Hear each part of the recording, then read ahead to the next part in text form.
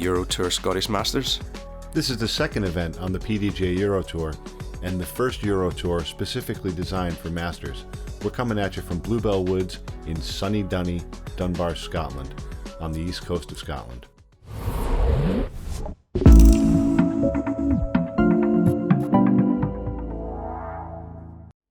Looking forward to seeing what the back nine has in store for us here, Seamus. Hole 10, give us a breakdown. Hole 10 is it's a short hole at 279 feet. Goes left to right.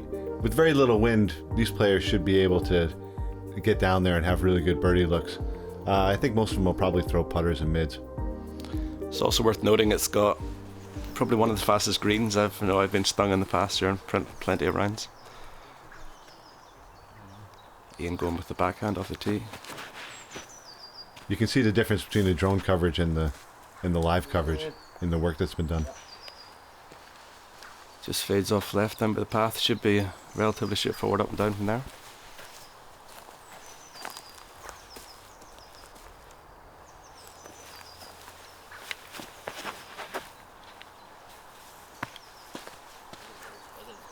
Angle is good. Good set. Great result. Inside the circle.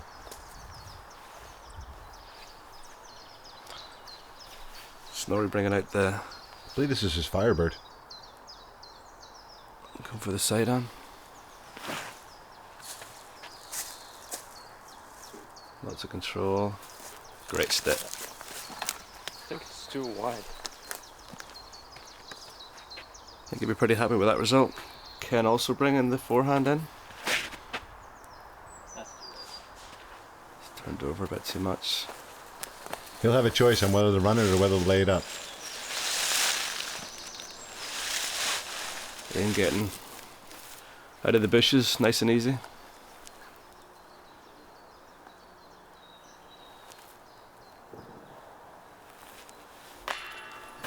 Unfortunate basket. It's normally the putt you want to have uphill.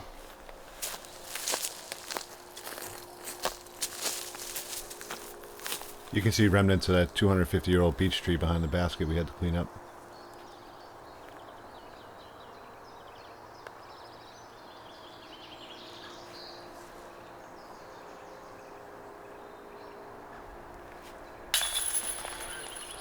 Nice stroke. Snorri likes to go through the motions of the putt, and his results are pretty consistent so far. Legendary Graham Robbie in the distance. A pillar in Glasgow disc golf. I heard he's a Quaich Tour 2-time champion.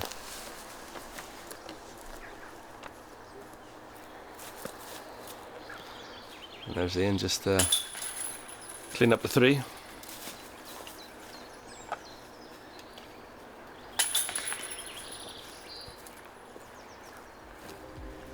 Thought there would be a few more birdies in there, but at least there's no damage. This is quite a new hole, Seamus.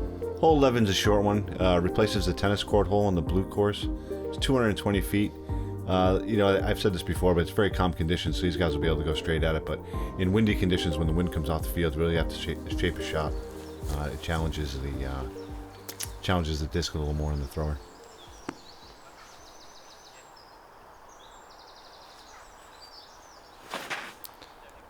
Snorri going with a forehand flex high. I seen him eyeballing the further up, but hard to get the result with the bank.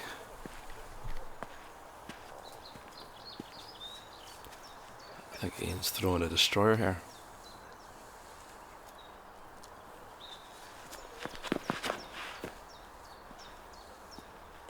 Gets the line, gets a skip.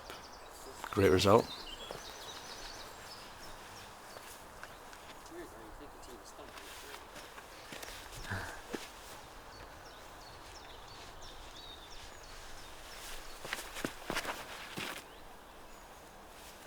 Unfortunately coming in a bit low there for Marko. Should be a testy putt.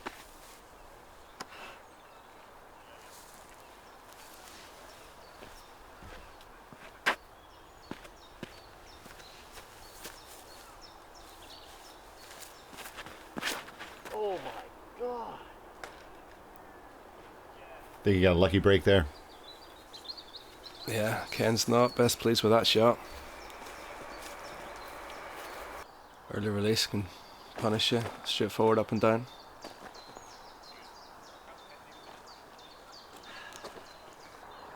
Was there OB in play? No OB on this hole. Nice run.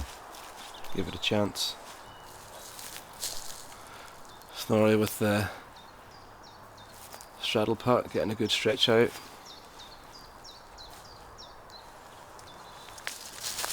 Nice easy up and down.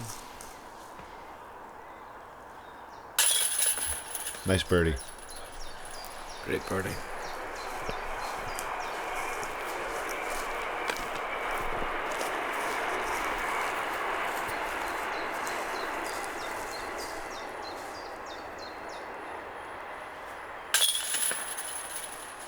Iain's the only player on the card to get a birdie, but also shout out to Benji Haywood for who also got the birdie. Marko cleans up with his Makana.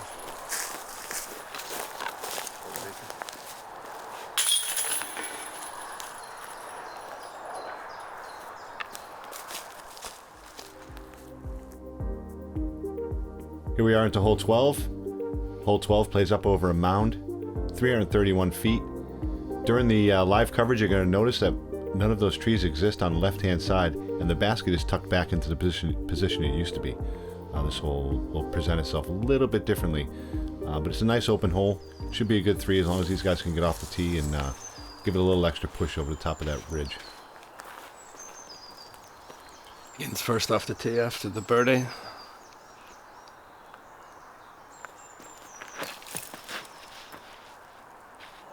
That looks good.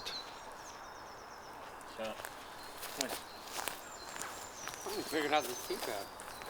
What do you think the play was over the weekend, Seamus? People trying to get as far as up they could, or? Wouldn't surprise me if there was a few birdies on this. I think it's a long 3. Snorri can get his flex shot into it. He could get in contention. Just unfortunately turned it a bit too much. Was that the world famous Andrew Malcolm spotting for the day? Came up and did a brilliant job for us. He's always it's always nice to have Andrew around. He helps out. There's always a happy face on the course.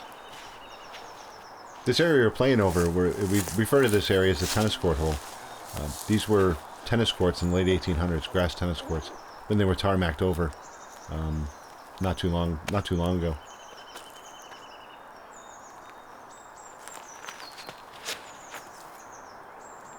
Ken with his signature flex. Similar result with Marko. A long look for a birdie.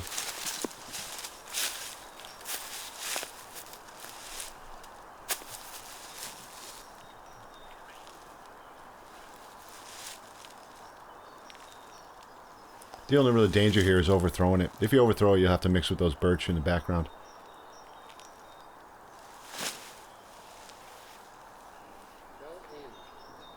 That is fantastic angle control off that forehand. Also got a quite fortunate kick, but should be an easy 3. And fast at the chains from Marko. Nice drive from Iain. Let's see if he can convert. He's throwing that AVR. Give it a chance. He likes the hyzer putt from distance. It's always given him a good landing.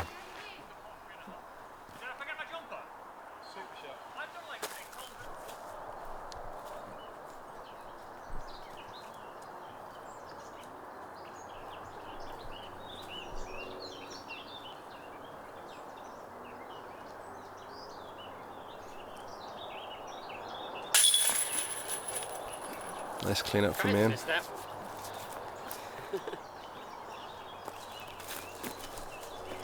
He's always got a spring in his step when he's on the course. Easy putt with a Sparta from Sören.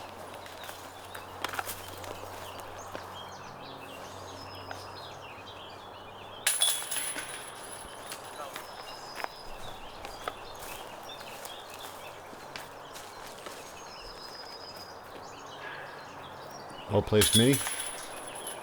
Nice putt, guy. Interestingly, all the Masters players part of this hole. No birdies, no bogeys. Hole 13, 410 feet. This hole should be routine. No real danger here. This guy's got to throw a nice big spike hyzer, especially on a calm day. Throw a big hyzer, get it out there past the logs. The only real danger is on the approach. You want to keep it low. It is a fast green. You just can slip away and you find yourself outside the circle pretty quick.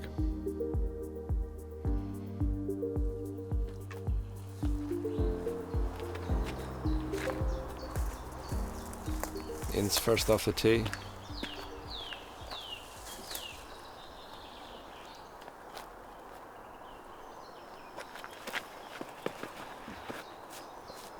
Sends it out.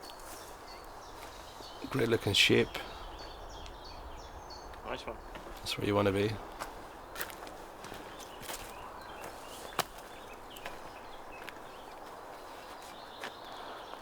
I think it's worth noting the previous basket location here, Seamus. It was a bit of engineering and genius with the basket elevated off 3 pin wires.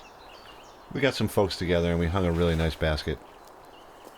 A pine tree found it during the storm, but I think we'll get it back there. Great position, lots of trees. Forced you to really think about the putt. Hanging basket's a really nice feature for the course.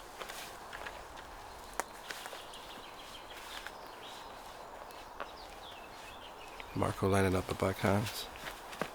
Got to be a sapphire. Looks like it. Got it to stand up. That looks good. Pretty good result. There's a nice straightforward line down through the path. He should be fine from there. He'll have as good a look as anybody. Not sure if Ken was out trying to get a wind read, but he shouldn't have too many issues off the tee.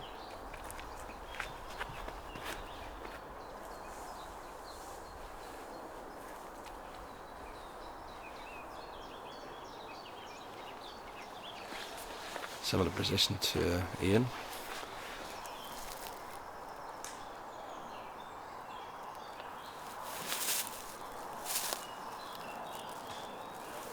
Great shot.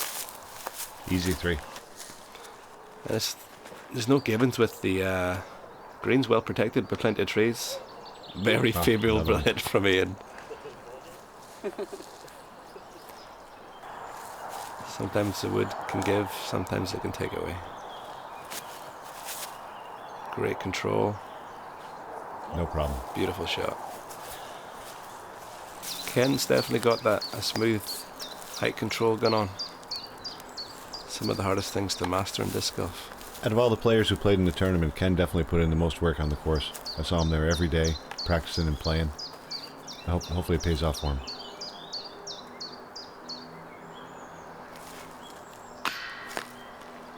Unfortunately, just low from Sören. He's been all over the basket today. His putting stroke has been pretty smooth all morning. Nice cleanup from Marko.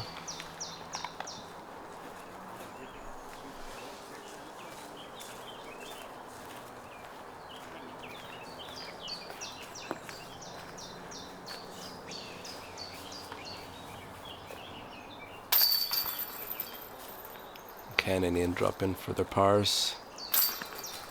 Unfortunate shot dropped by Marko for the 4.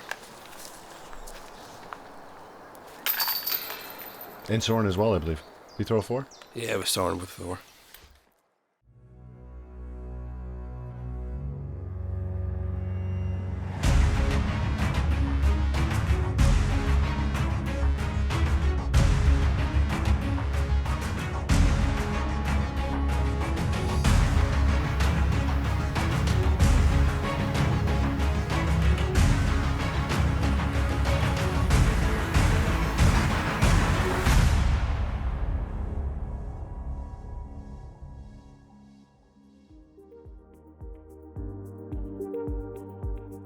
Hole 14, one of the original holes in the course, 330 feet, 100 meters. Slightly downhill, what you want to do is you want to get through the initial gap, then let your disc glide for right-hand and backhand players. Just have it glide, bounce right in somewhere around here, skip up to the basket. There is gaps on the left-hand side. They're a little bit skinnier. This hole's a lot of fun. This is one of my favorite holes on the course. Yeah, it's got a beautiful natural flight path along that pathway in slightly high. If there's any hole in the course that reminds me of Massachusetts, this is definitely it. And he finds his way through. Unbelievable. Nearly takes out Graham and the cameraman, Calvin.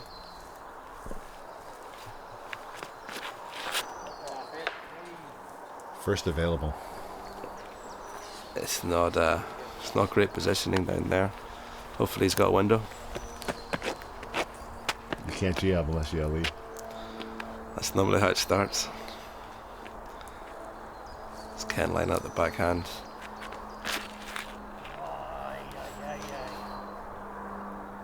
Gets lucky, finds a gap somehow. Brilliant result. Yeah, that was definitely a bit higher than Ken's usual controlled height. Should be an easy clean up from there. Let's see what Sören's got in store for us.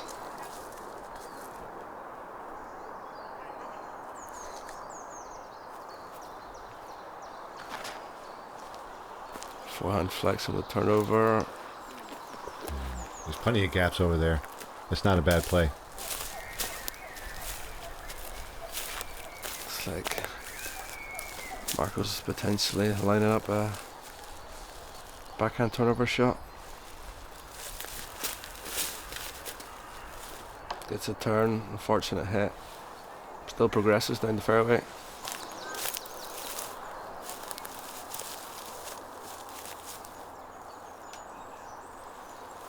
Yeah, Sören's first shot must have took a fairly big hit.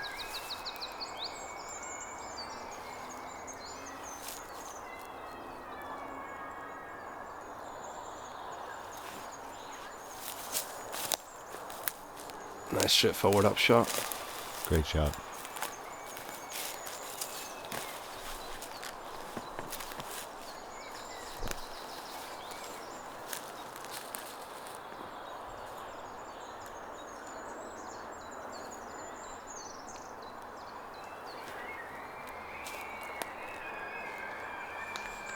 Marko with a turnover. He's got that for a 4. It's Ken for a birdie. From here, isn't it? Yeah. He's shooting 2, he's shooting 3.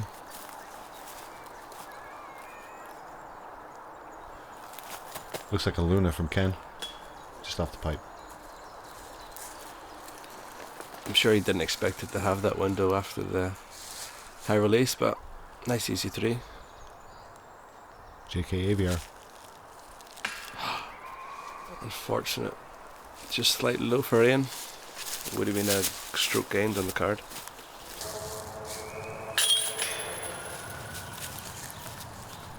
No problems with the clean-up. Pretty straightforward hole. I'm surprised these guys struggle.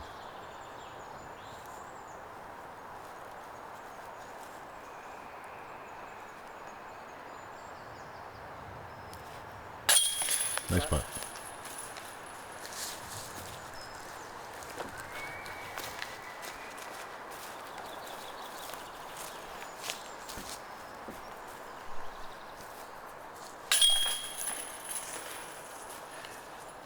Marko cleans up. So now it's where it gets interesting, Seamus. Some people love it, some people hate it. Moving on to a fan favorite. Hole 15. So this hole can play very different in the wind. What's your breakdown? 604 feet. You got to clear this fence off the bat. You got to figure out what you want to bite off here. It's 212 feet from that yellow sign we just flew over, about 50, 60 meters. See how close you can get to that? There's also roots to the left. It's all about the second shot. If you can land your second shot close enough, you got a great chance at a 3. If you can get to 3, you're picking up strokes on everyone. Iain's going with a backhand. Just fades off. Most players try and get at least the disc to stand up or a flex. Keep trying to get as close to the water as they're sort of comfortable. Iain's going to take the approach where he's throwing that far on the left-hand side, so he's looking at a spike hyzer to the green. There's Ken, gets a flex on it. Going to be a similar result to Iain's. They're both using the same strategy.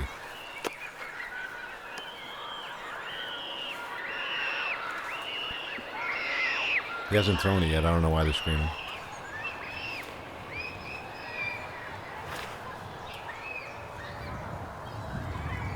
A little low on that one. He's going to have to make a choice whether to lay up or whether to go for it. Decision to make there for sure. It can't be distracting throwing with all that screaming in the background.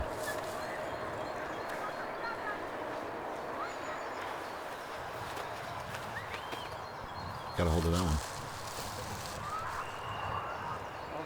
Marko with a great shot. Ran it a bit tight to the OB line right, but great result, middle of the fairway. I think he should have both options available to him. Here's Sören's upshot. I'd say he's got 300 left, at least, if not more. He's decided to just pitch up to the gap. He sticks with that overstable putter he's been playing very well all morning with. Here's the spike hyzer over the water. No spike. Iain committed, unfortunately, runs OB.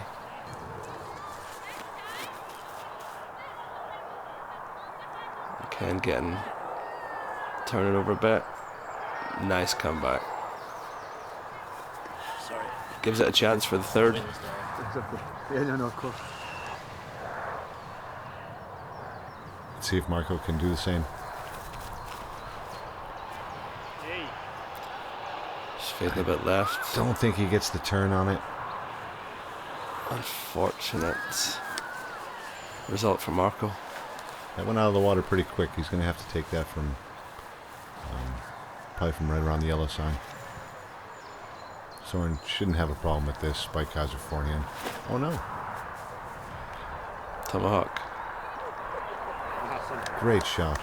Great control. Great commitment. Yeah, this isn't nothing easy about this. Straightforward shot, but the water and OB come into play.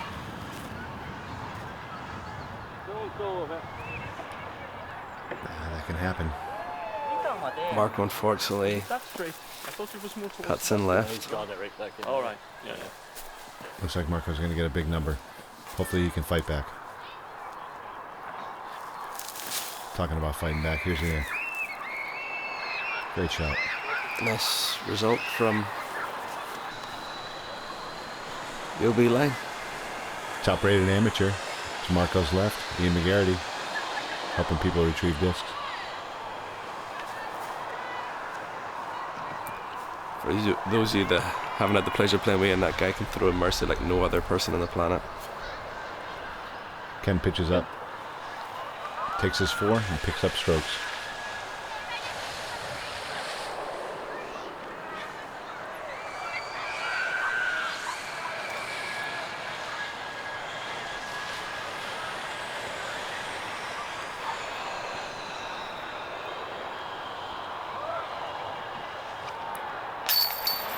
Sören for the 4, great par safe. He'd be pretty delighted with that result, especially with the early ground play off the tee.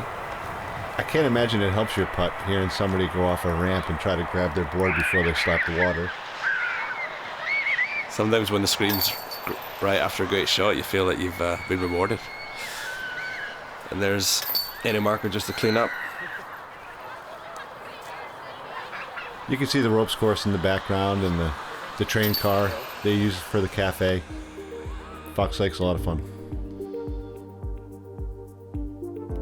Moving on to hole 16, 253 feet, slightly uphill. You got to hit a tight gap off the tee and decide where you want your disc to land. I've seen players go for this. This was recently aced. If you overcook it, if you overthrow the basket, your turnaround putt can be daunting. It's always an interesting shape shot, this one, because you sort of need to get it straight with a sort of late turn. Unfortunately, Ken just turns it over early. A little short.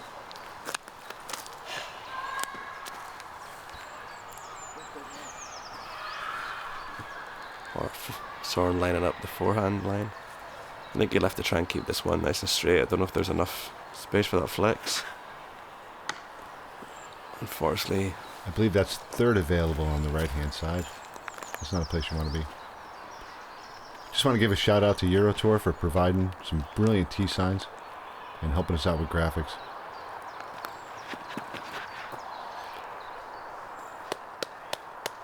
Iain with the great tee shot, keeps it nice and low, nice control. Just parked under the basket.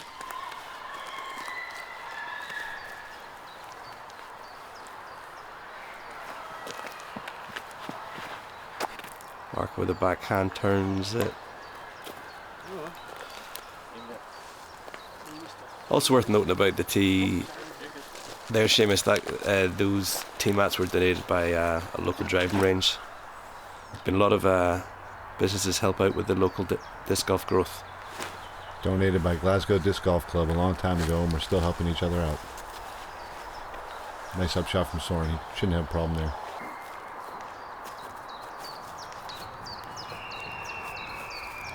Ken's still got a bit of work to do from back here. Puts it high.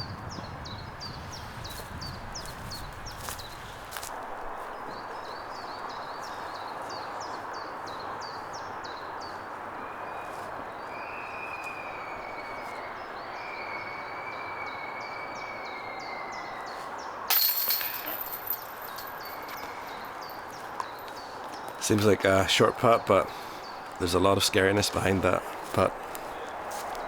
Yeah, it's tournament play. A lot of things can happen when you play in a tournament. That's why you want to be well practiced and confident going into it. It's also worth putting in the work at the woods because you need to figure out your landing zones. These guys are all pros and they're proving it.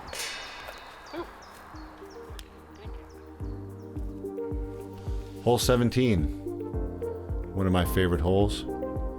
433 feet. You want to beat this tree on the left-hand side. Once you get down there and you can one-hop it, you got a great open look to the basket. The only problem with this hole is you don't want to bite off more you can chew. If you do that, you're going to find yourself with not a great lie. It can also be interesting on a windy day, but thankfully the guys just have a straightforward shot. He's all right. Quick shout out for Finley Scanlon for carrying around the leaderboard and taking care of the scores. And Narits 64 for providing that leaderboard.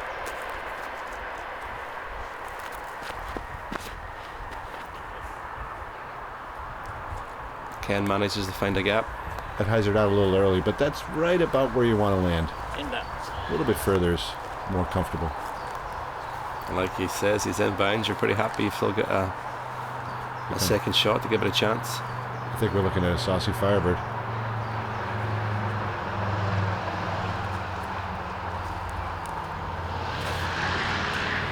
Angle looks good.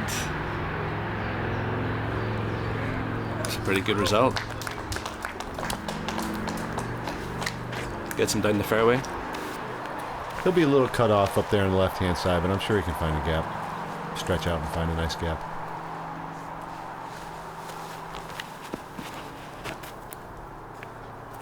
That's what you're looking to do more likely. Throw it past that tree, land right in the middle. You got a great look at the basket from there. It looked like a putter was thrown. Great control. Great result. It's not a bad play to throw a putter off of that. It's definitely the hole that likes to invite you, but if you're off either way in either fairway, the result can be punishing. Iain's definitely inside the circle there. Great upshot. Tractor in case my disc goes out there. Ken playing it safe, avoiding the local tractor work. Manages to find a gap through the fairway. Great skip. Finds a root, settles down. It's an unfortunate roll away.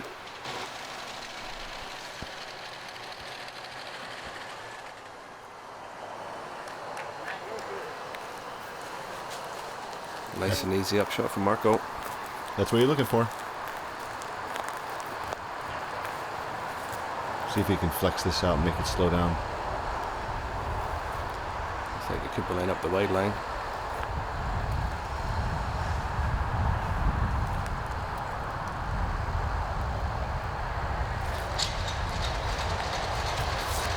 Brilliant shot. Great shot.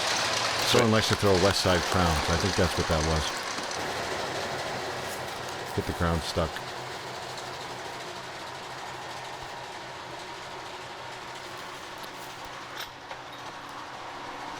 Unfortunate comeback from Ken. Have to settle for a 4. Is he in for a 3? Nice 3, Iain. Iain with the back-to-back birdies. His 5th of the day. Ian's lit it up with, he had 1,000 rated around, 1,025, 1,030 maybe last year at the Scottish Open. He can catch fire. Yeah, he normally puts on good results when he comes to the Bluebell Woods. Here we are on hole 18. This is a tricky number. 423 feet. You have to get this past this tree to the left-hand side. Then your disc needs to flatten. You don't want it to hyzer, you don't want it to turn it over. You want to land somewhere in here so you have an easy approach. Your approach shot is going to a fast green. This hole's not an easy 3. If you pick up the 3, you're definitely gaining strokes on people. I generally like to take the 4 and be happy about it. I could agree with that. Requires two very accurate shots. Thank you. Maybe we'll get to do it again tomorrow. Thanks. Me, Sören, Marko, Kevin. Ain't gonna lead us off.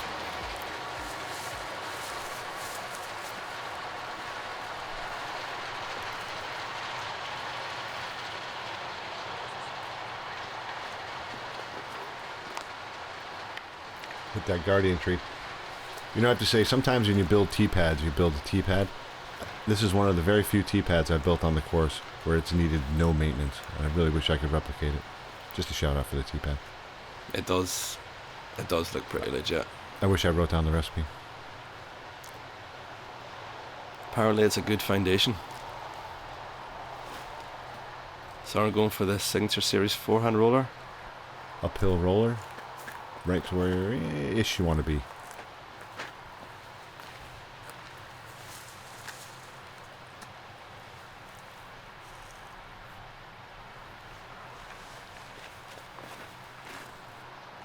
Marko with a great backhand. Great height. Doesn't seem to be too many skips off the Bluebells this weather. But your disc smells great.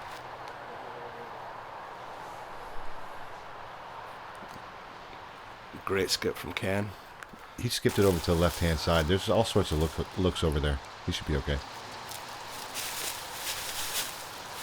Iain getting creative. Gets a full flight out of the disc. Great result. He's over there just in front of Ken.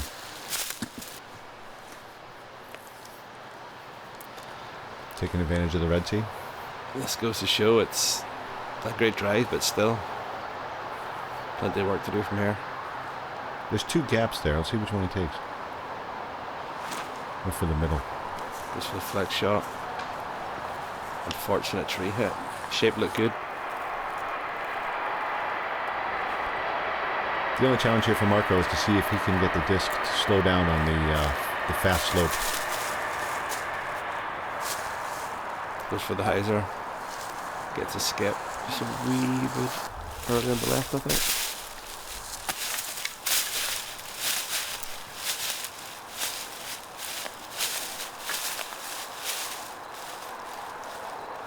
Ken's opting to avoid any course maintenance.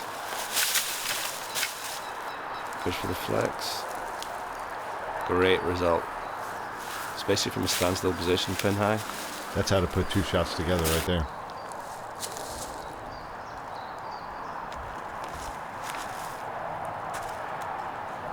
Iain with a nice controlled up shot. Fades off. Shouldn't be an issue for Iain.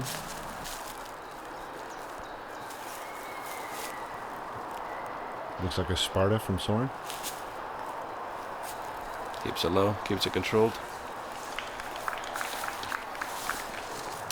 There's too much danger there. It's really not worth running from that distance. Although I think Marko's going to...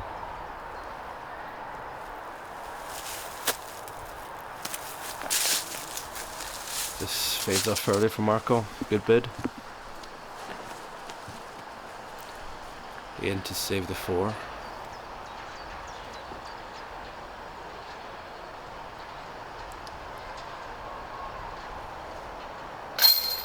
Great putt. Nice 4 save.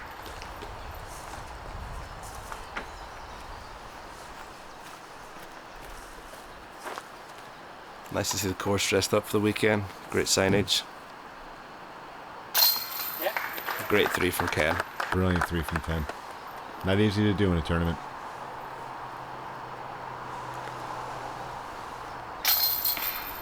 Marko cleans up. I thought they played kind of conservative. Let's see if they can crank it up a notch in the next round. Guys just firming up their scores. What's your thoughts, Seamus? Oh no, hard. I thought it was a decent round. Sorry. I think they all played great. I think they have another level in them, and we should see it in the next round. Yeah, as you can see, there's plenty of birdies on the day. A couple unfortunate bogeys, double bogeys. Hole 15 managed to pick up a couple of victims. Marko coming in with 61. Plenty of birdies on the day. The unfortunate 7 of 15 did a bit of damage. Iain had a slow start and then hit a birdie train. Great result, puts himself in contention. And Ken with a bogey-free 59. Nice clean card from Ken. I think that'll serve him well. Great way to finish out with the birdie. And Sören taking the lead on the day with 58. Just goes to show the forehand is a good way of taming the woods. Well, Seamus, thanks a lot for getting involved. It's been a pleasure to watch some beautiful disc golf at a beautiful course. Hopefully catch you at the next one. Pleasure was all mine. Let's do this again.